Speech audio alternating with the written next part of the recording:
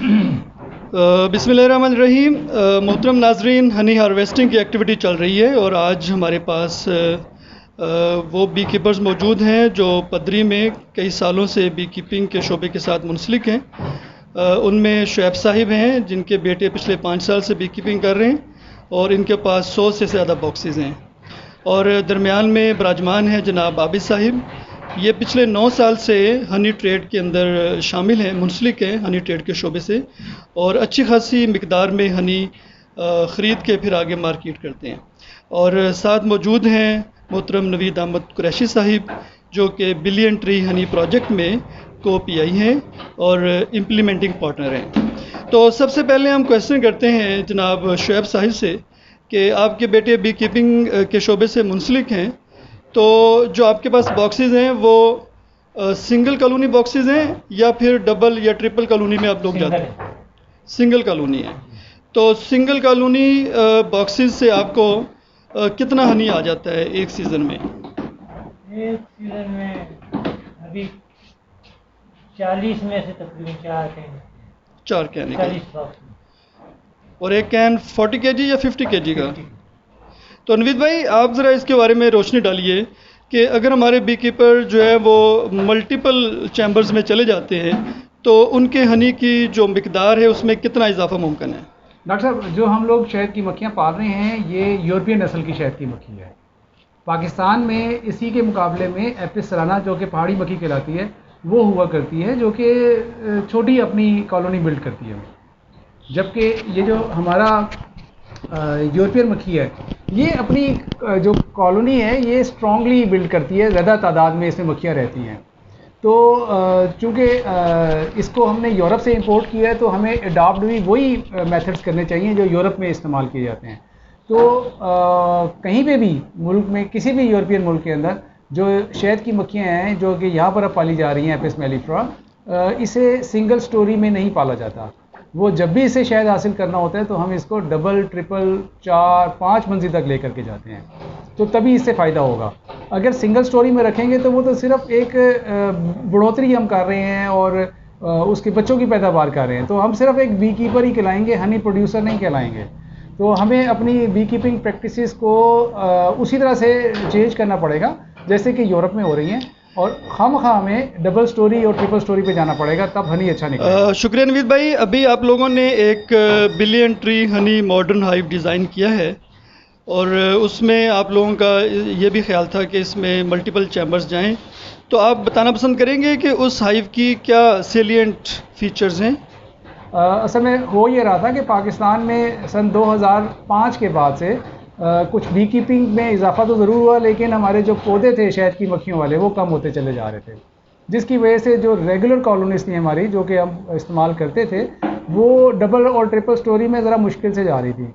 तो इसको मद्देनज़र रखते हुए हमने साइज़ जो था बॉक्स का वो थोड़ा छोटा कर दिया है, जिसको 3/4 साइज़ कहा जाता है, ताकि अब शहद की मक्खियाँ डबल और ट्रिपल स्टोरी में बआसानी चली जाएँ, ताकि हम इसके अंदर क्वीन स्कूटर्स लगा करके अच्छे मेयार का जो है ना शहद हासिल कर सकें। तो बिलियन ट्री हनी के अंदर जो बॉक्सेस इंट्रोड्यूस कराए गए हैं ये सब के सब वो जदीद बॉक्सेस हैं जो कि हमने हालात हाजरा के मुताबिक तैयार किए हैं। और अभी जो हमने हनी निकाला है ये हमने अपर पोर्शन से निकाला है, हमने नीचे के वाले पोर्शन को छेड़ा भी नहीं। जी, ये क्वेश्चन हो रहा है कि आप क्या समझते हैं कि ये जो बिलियन ट्री हाइव आपने बनाया है इस हाइव से कितना हनी निकालने की कैपेसिटी इसके अंदर मौजूद है? वैसे तो इसका जो एक चैम्बर है वो हमें 15 किलो तक हनी दे सकता है, तो अगर हमने इसके ऊपर 2 हनी के चैम्बर्स लगा देते हैं तो 30 किलो तक निकल सकता है।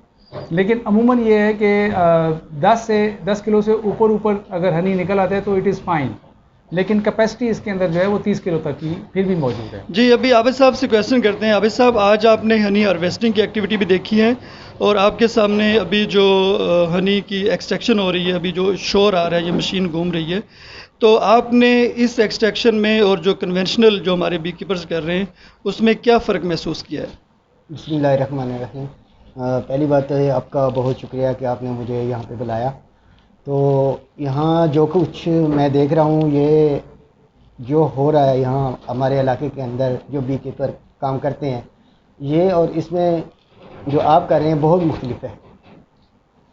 वो क्या करते हैं कि पहली बात ये कि वो जस्ती चादरें इस्तेमाल करते हैं जो कि बहुत नुकसानदेह है। ये आप स्टेनलेस स्टील का सारा का सारा, फिर ये जो जहाँ पे शहद आ रहा है साफ़ हो रहा है, ये जो बाल्टी है ये फूड ग्रेड है। जो आप कैन इस्तेमाल करते हैं ये सारे फूड ग्रेड है। तो एक तो ये सबसे बड़ी बात ये है। दूसरा ये भी है कि आज 29 मई है, जबकि ये फौरी तौर पे कच्चे ही शहद उतार लेते हैं जो कि उसकी मार्केट कोई नहीं होती। अच्छा, आपके इलाके में एक सीज़न में बी कीपर्स हनी की कितनी हार्वेस्ट लेते हैं, जिसको उर्फ़े आम में काट कहते हैं? जी काट कहते हैं। आमतौर पे 3 काटें लेते हैं। सही है। लेकिन इस दफ़ा मैंने देखा क्योंकि मौसम थोड़ा गड़बड़ था, यहाँ पे अच्छा तो नहीं था, लेकिन यहाँ एक फार्मर था, उसके पास 150 कॉलोनियाँ थी। तो 150 कॉलोनियों में से उसका जो है ना वो निकला है शायद 7 मन। तो बहुत कम शहद निकला है। उसकी वजह यह भी है कि जैसे आपने काम किया, अगर इस तरह वो सब्र कर लेता तो फिर उसकी जो शहद है वो बहुत ज़्यादा मिकदार में मिल सकता था और उसकी क्वालिटी भी अच्छी हो जाती। क्योंकि हमने तो जो सीखा है वो सारे का सारा अफवानों से सीखा है, जो इधर आए उनसे ही सब कुछ सीखा हुआ है। तो होना तो ये चाहिए जो जदीद तरीका है उस तरीके से हम सीखें। अल्हम्दुलिल्लाह ये बहुत अच्छा काम है जो आप दिखा रहे हैं। अभी हम आते हैं मोहतरम नवीद अहमद साहब के पास। नवीद साहब, ये जो पाकिस्तान में पहली कार्ड, दूसरी कार्ड, तीसरी कार्ड का सिस्टम है, कोई पता चला है इसका मुजद कौन है? जैसे लैंगस्ट्रॉथ हाईवे तो हमें पता चल गया कि लैंगस्ट्रॉथ ने इसको ईजाद किया था। तो ये जो एक से ज़्यादा कार्ड है सीज़न में, ये किस साइंसदान की ईजाद है और ये क्यों की? डॉक्टर साहब, जब हम लोगों ने बी कीपिंग को सीखा और फिर उसके बाद हमने लोगों को सिखाया, तो हमने कहीं भी किसी स्टेज पे भी ये बात लोगों से नहीं की कि आपने पहली कार्ड निकालनी है, फिर दूसरी और फिर तीसरी का कॉन्सेप्ट है। ये हमारी पढ़ाई नहीं है इनको। ये एक कुदरती तौर पर इन्होंने लर्न किया है उन लोगों से जो कि ट्रेडिशनली बी कीपिंग कर रहे हैं पाकिस्तान में, और ज़्यादातर ये अफगान महाजरीन हैं जो कि 80% के करीब जो है ना वो एक सर्वे के मुताबिक पाकिस्तान में बी कीपिंग के अंदर जो मौजूद हैं वो अफगान महाजरीन हैं। ये लोग चूँकि कम्युनिटी के अंदर रहते हैं तो एक बात दूसरे तक पहुँचाना इनके लिए बड़ा आसान है। तो इनका ये ख्याल है कि जो शहद है वो बार बार निकालने से शहद की मक्खियाँ जो हैं वो ज़्यादा शहद लाती हैं, जबकि ऐसा कतई नहीं है। जब तक फूल शहद जारी करेंगे शहद की मक्खियाँ वो शहद लाती रहेंगी। ऐसा मुमकिन नहीं है कि वो हमारे बार बार शहद निकालने से शहद की मकदार जो है वो ज़्यादा हो जाए। तो इसका जो नुकसान हुआ सबसे बड़ा वो उस ताजर को हुआ जो कि शहद ख़रीद के आगे फ़रोख्त करता था। पहले हमने जब ये इब्तिदा में लोगों को ट्रेन किया था तो लोग शहद सही निकालते थे और 1, 2, 3 साल तक वो बिल्कुल दुरुस्त काम करते हैं। फिर वो देखा देखी बिगड़ जाते हैं और फिर वो भी इस लालच में पड़ जाते हैं कि ये अगवानी है, जो हमारा साथी है ये शहद निकाल रहा है, मैं भी निकाल लूँ, हो सकता है कि मेरा ज़्यादा शहद निकल आए और मुझे कीमत उसकी जो है ना वो मेरे पास पैसे ज़्यादा आ जाए।